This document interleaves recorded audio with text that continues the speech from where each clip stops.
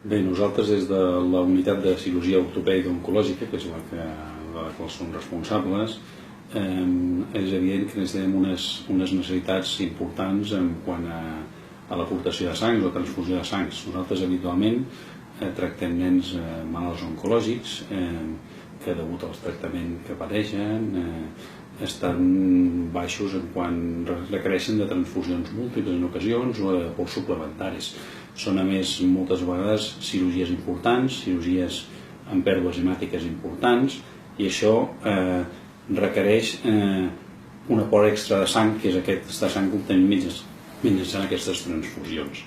Aquests nens, a més, degut a la seva malaltia de base i els tractaments que els fem habitualment, tenen més dificultats per recuperar-se habitualment que en altres nens. Per això és molt important disposar d'aquesta sang de manera ràpida i poder-los transfondre quan és necessari, degut a les hemorràgies, i perquè es recuperin més ràpidament en el postoperatori.